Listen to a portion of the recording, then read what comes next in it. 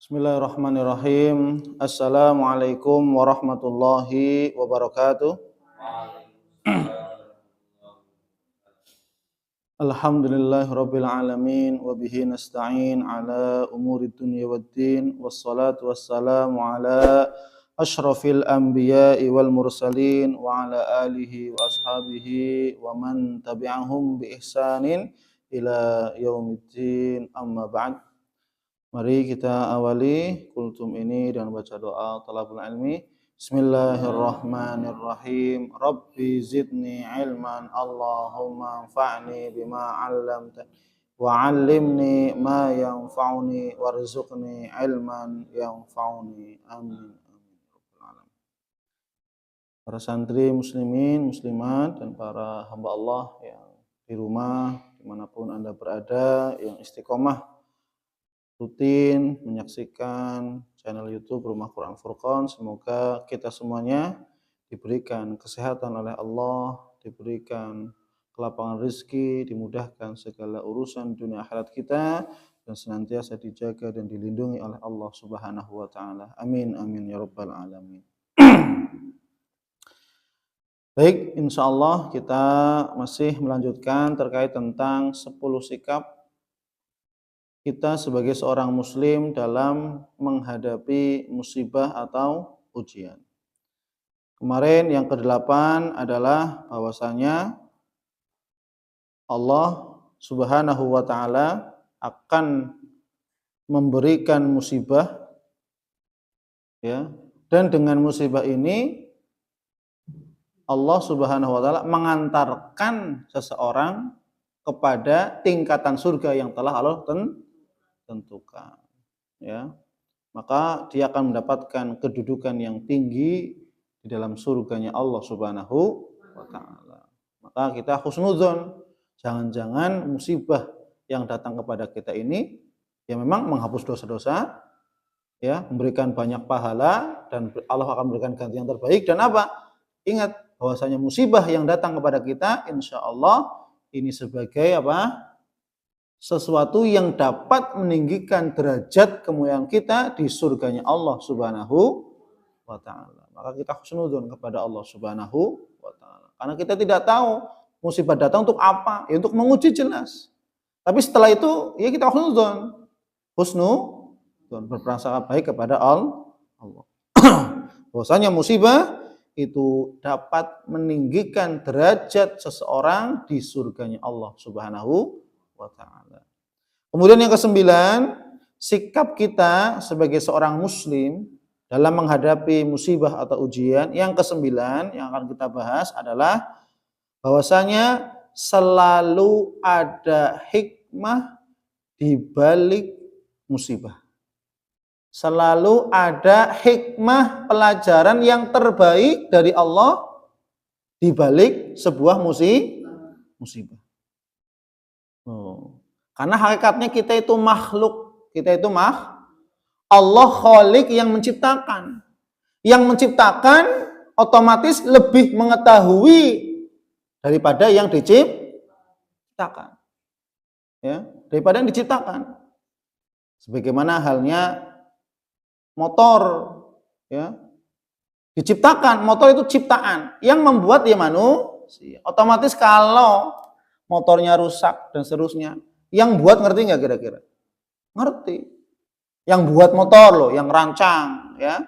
Kadang-kadang tukang bengkel, ya, juga ada yang nggak tahu gitu ya. Tapi yang buat motor itu pasti mengetahui karena dia yang buat. Ya, harus ganti ini, dan seterusnya. Ya. Maka apa? Begitu juga apa? Terlebih-lebih apa? Allah Subhanahu wa taala yang Maha mengetahui, yang menciptakan segala sesuatu. Allah mengetahui bukan hanya manusia saja, tapi Allah Maha mengetahui untuk seluruh makhluk. Bahkan semut-semut kecil, bahkan mereka hewan binatang melata yang di bawah permukaan bumi pun Allah Maha melihat. Bagaimana dengan manusia? Maka apa? Allah Subhanahu wa taala dialah yang mengetahui bahwasanya apa? Musibah datang ya untuk apa? Untuk sebagai ujian, ya, penghapus dosa-dosa, supaya Allah mengetahui mana yang beriman kepada Allah dan mana yang pura-pura beriman. Dan setelah itu apa? Ternyata di balik musibah ada hikmah, pelajaran dari Allah di balik setiap musibah. Dan ini memang perlu kita kaji, perlu kita renungkan, muhasabah. Tapi bagi orang yang ditimpa musibah, kemudian dia marah-marah, tidak ikhlas, nggak dapat hikmah, nggak dapat hikmah, tidak dapat hikmah. Tapi ketika dia ikhlas, ridho, kemudian dia bertafakur, merenung, bermuhasabah, ya Allah, kenapa saya diuji seperti ini, ya Allah? Dia merenung, apa jangan-jangan saya ibadahnya lalai? Apa jangan-jangan diuji sakit misalkan, diuji sakit badan kita. Ya Allah, kenapa saya diuji badan seperti ini, ya Allah? Apakah ibadah saya lalai? Apakah saya sholatnya kurang khusyuk? Apakah, dan seterusnya. Harus muhasabah, merenung. Ya. Kemudian diuji dengan hartanya. Ya Allah, kenapa kok saya kekurangan? Ya, saya kerja keras sudah. Saya seterusnya sudah. Kemudian saya usaha sudah. Apa saya kurang infaknya? Apa saya kurang menyantuni anak-anak yatimnya? Dan seterusnya. Diuji dengan keluarganya pun sama. Muhasabah. Bermuhasabah. Dan merenung, tafakur. Ya Allah, kenapa saya diuji seperti ini? Ya, diuji. Muhasabah. Sehingga apa? Ketika seseorang diuji oleh Allah, ikhlas, sabar, kemudian bertafakur, bermuhasabah, maka insya Allah dia akan mendapatkan apa? Hikmah. Oh, ternyata saya selama ini sholatnya kurang khusyuk, misalkan. Oh, ternyata saya diuji ini karena saya lalai, dapat rezeki banyak, tapi tidak pernah mengeluarkan zakatnya, tidak pernah berinfak, bersedekah dan seterusnya. Maka apa? Allah uji. Ya, ini hanya bagi mereka orang-orang yang apa? Sadar, orang-orang yang ikhlas menerima musibah, orang-orang yang apa? Mereka ridho, sehingga apa? Dia bertafakur, merenung, muhasabah. Oh iya ya, jangan-jangan saya seperti ini sehingga Allah uji saya, jangan-jangan seperti ini sehingga Allah menguji saya. Ya, makanya apa? Di sini Allah Subhanahu wa taala mengatakan wa basyiris sabirin. Berikanlah kabar gembira kepada orang-orang yang bersabar. Orang-orang bersabar ketika apa? Diuji oleh Allah. Ya, diuji oleh Allah Subhanahu wa taala. Siapa itu orang yang bersabar? Alladzina idza asabathum musibah qalu inna lillahi wa inna ilaihi raji'un. Salah satu ciri tanda orang yang dia bersabar ketika ditimpa musibah, ciri yang pertama apa? Dia langsung menyebut inna lillahi wa inna ilaihi raji'un. Apa artinya inna lillahi wa inna ilaihi raji'un? Apabila mereka ditimpa musibah, maka mereka seraya mengatakan langsung, ketika ditimpa musibah langsung inna lillahi wa inna ilaihi raji'un. Sesungguhnya kita adalah milik Allah. Kita milik Allah. Jasad kita milik Allah, mata kita milik Allah, telinga kita milik Allah, jantung kita milik, paru-paru kita, semuanya anggota tubuh milik Allah. Kalau Allah ingin nguji, boleh nggak? Sangat boleh. Orang ini milik Allah. Uang yang kita miliki, milik siapa? Hakikatnya milik. Kalau Allah ingin menguji uangnya hilang dan seterusnya, bisa nggak? Boleh nggak? Ya boleh. Orang itu milik. Kita kan hanya titipan. Orang tua kita diuji oleh Allah, anak-anak kita diuji oleh Allah, boleh nggak? Ya boleh, orang itu semuanya milik. Maka apa? Perhatikan kaidah ini, innalillah, sesungguhnya kita itu milik Allah. Jasad kita milik Allah, uang kita milik Allah, harta kita milik Allah, sawah yang kita miliki itu juga hakikatnya punya Allah, bumi kan punya Allah, ya enggak? Buminya punya Allah, langitnya punya Allah, ya luar biasa. Keluarga kita punya Allah. Maka kalau seandainya Allah menguji, ya memang Allah yang punya, memang Allah yang punya. Layaknya ketika kita punya motor, pengen udah beli motor, Kita ingin modifikasi, boleh nggak? Ya boleh, orang punya mau banyak kecil, mau lampunya kedap-kedip, mau spionnya kecil, karena itu punya begitu juga dengan Allah. Kita semua alam jagat raya ini beserta makhluk yang ada di dalamnya semua adalah milik Allah Subhanahu. Maka Allah berhak menguji siapapun, siapapun. Maka apa? Wa inna ilaihi raji'un, dan sesungguhnya kita akan kembali kepada Allah Subhanahu wa taala. Kemudian apa? Ulaika alaihim shalawatum mir rabbihim wa rahmah. Kemudian bagi mereka orang-orang yang bersabar dengan tanda-tanda dia mengucapkan innalillahi wa inna ilaihi raji'un, dan menancap di dalam hatinya ketika mengucapkan itu yakin innalillahi wa inna ilaihi raji'un. Bukan hanya sekedar lisan, bukan hanya sekedar tapi betul-betul nancap innalillahi wa inna ilaihi raji'un. Sesungguhnya kita milik Allah, keluarga kita milik Allah, harta kita milik, dan semuanya akan kembali kepada Allah. Yakin. Kemudian apa? Ulaika alaihim shalawatum mir rabbihim wa rahmah. Mereka orang-orang yang bersabar kemudian mengucapkan itu dengan penuh keyakinan, ketauhidan, ketawakalan kepada Allah, innalillahi wa inna ilaihi raji'un. Maka apa? Ulaika alaihim, bagi mereka sholawatun, kesejahteraan, kemudahan, kelapangan hati, sholawatun, kesejahteraan. Mir rabbihim, dari siapa? Dari Allah Subhanahu wa ta'ala. Bukan dari manusia, bukan dari tapi dari Allah Subhanahu, ketenangan, kesakinahan, diberikan pertolongan. Siapa yang nolong? Allah. Wa rahmatun, dan kasih sayang Allah. Ya, kasih sayang Allah.